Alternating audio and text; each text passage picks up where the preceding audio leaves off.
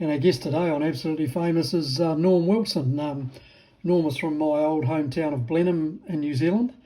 And Norm and I actually were in the same form class at school back at Marlborough Boys way back in the day. But Norm's one of the driving forces behind a great organisation called Inspire Foundation Marlborough. The organisation raises funds to support Marlborough sporting and cultural young talent, helping them to excel. And Norm, welcome, mate. Great to catch up, and you're doing some marvellous work with the young people of Marlborough. Oh, look, John, it's been pretty rewarding, I've got to say. A group of us. I'm only one of many that have got this organisation underway, and we picked up the idea from Mark Davis, who's our chairman's colleagues in Christchurch, and they'd set it up there, and they were kind enough to give us their framework that they used to set it up, and we brought it back to Marlborough, and we got it going, and things have been going well for the last 5 years. Actually, it's been awesome. Yeah. Yeah, I see you've already handed out 75 grants, and so tell us about. Well, you've told me who came up with the idea, and you've got both corporate and family sponsors. How does that work? How do you get them on board? Do you have a sales pitch or? Yeah, well, look, we go and present to local businesses and organisations, the charitable trusts, and we make application to those charitable trusts that are out there that give to organisations like us. It's quite hard these days, to be honest. So we then look to go to local companies and also families in the area. And we've been fortunate enough to get, I think we've got about close to 50 family members, and we've got about 25 odd corporate members. And they give us money annually. And without that, we wouldn't have an organisation really. So it's been great, and the feedback we get from those people that support us financially has been amazing. It's they seem to appreciate what we do for young people in Marlborough. So what's the criteria for selecting somebody for a grant? Normally, do they go through an interviewing process? What happens is there's an online process, so they go online, depending on what it is that they're wanting to do. Typically, it's for funding for travel, equipment, etc. And there's certain criteria they have to meet. They have to firstly be between the ages of 15 and 25, which is, I guess the younger group, and they have to have been Marlborough people, not necessarily living here, but Marlborough people, brought up here. And for example, if they're going to be travelling overseas for something, they'll tell us about that, how much it's going to cost.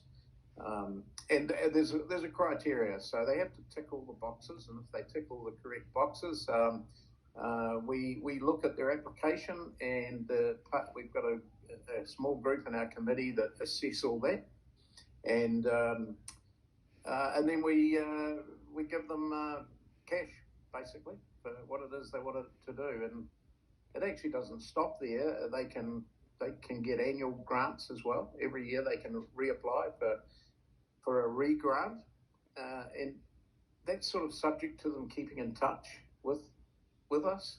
They have to keep in touch, and it doesn't matter whether it's good or bad. Sometimes, they might have failed at what they were trying to do, or they might have been held up with COVID, or their events have been cancelled, or whatever it might be. And if they keep in touch and then reset their goals, they may well qualify, and most often do, for a re-grant. So, yeah, it's great.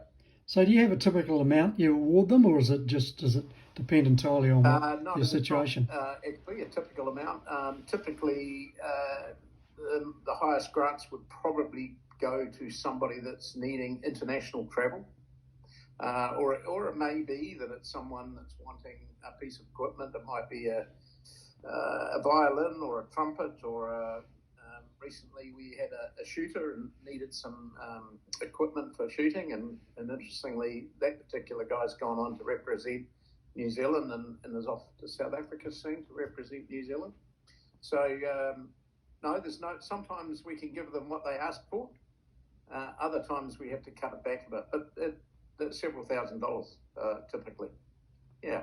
Great stuff. Of course, you've got two wonderful ambassadors helping mentor the grantees and assisting with fundraising.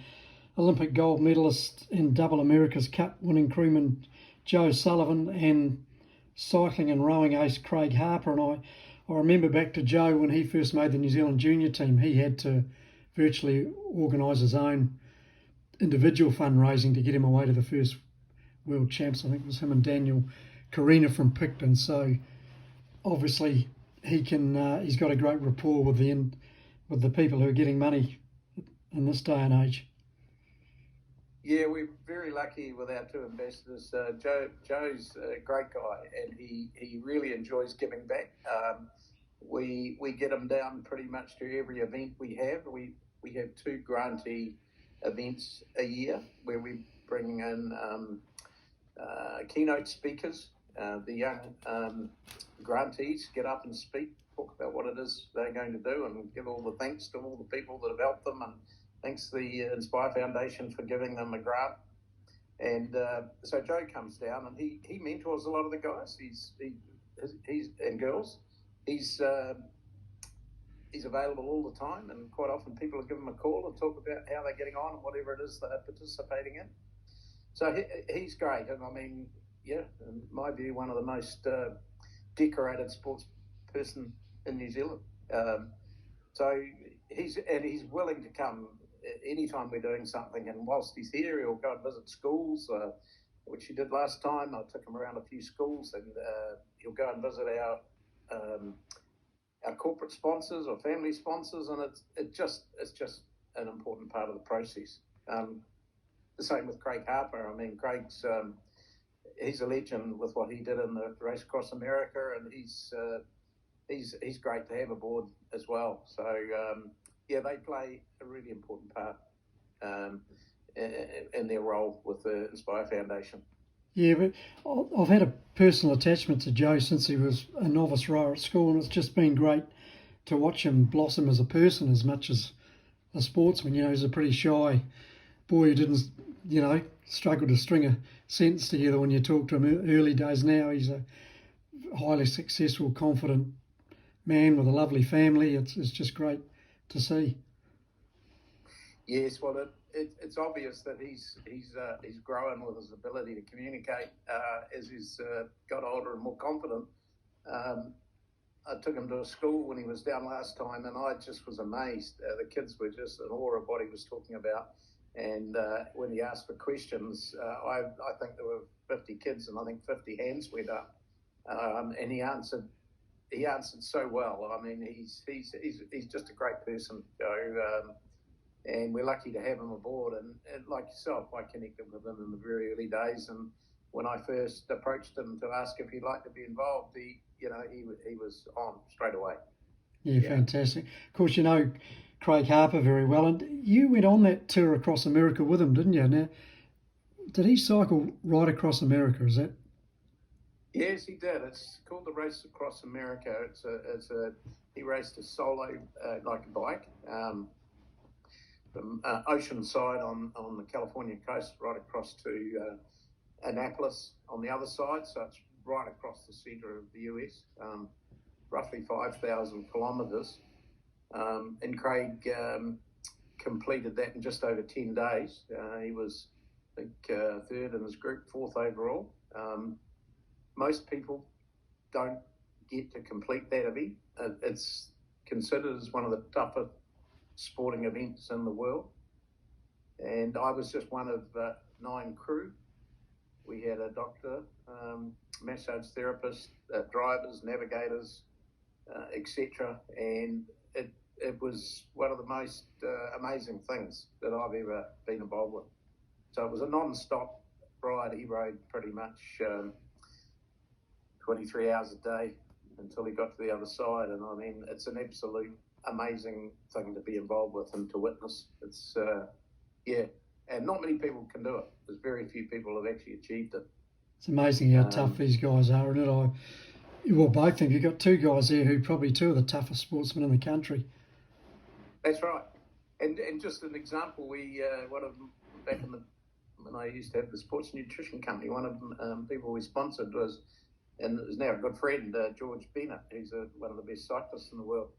During that ride, I got in touch with him and said, "Hey, could you send Craig a message?" And as we had messages from All Blacks and all sorts, but George said to me when he replied, he said, "I can't believe what that guy's doing. I'm training for the Tour de France up in Andorra," and he said, I just can't comprehend what that man's doing." So it's interesting, isn't it? Oh, it's amazing.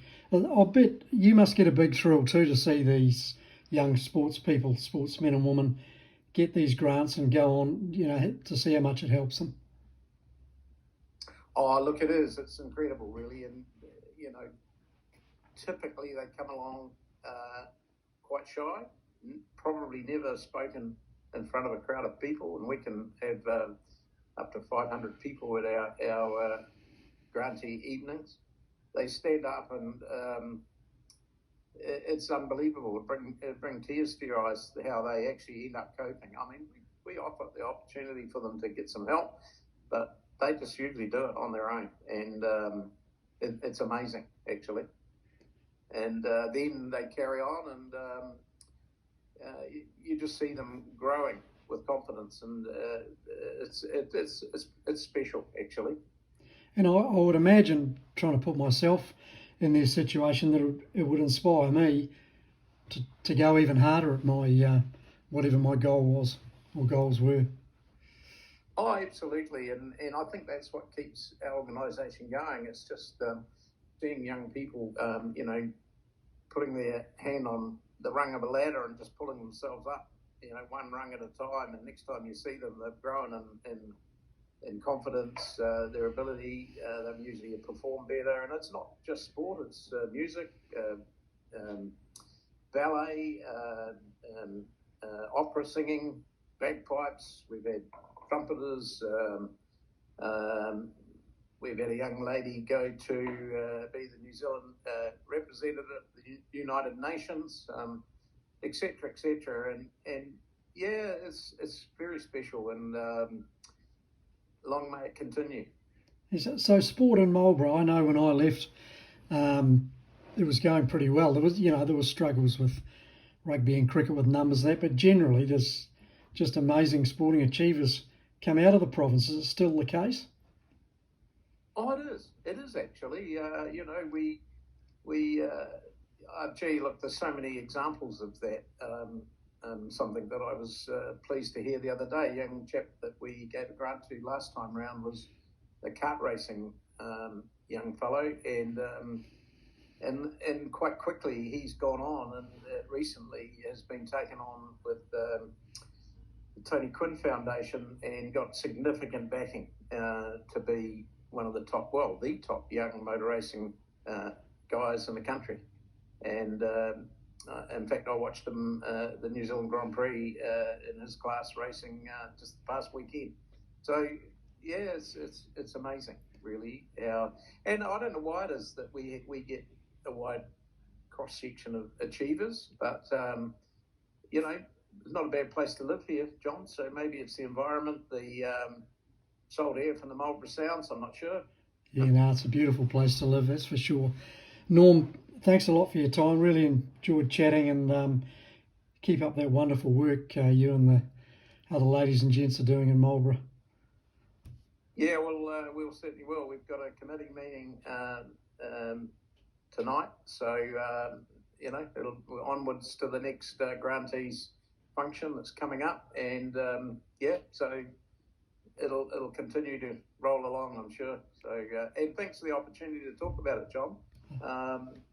It's good to get out and pull up the flag and sing the song for the Inspire Foundation. Yeah, it sure is. So yeah. really appreciate it. Yeah, no, well done, Norm. Thank you.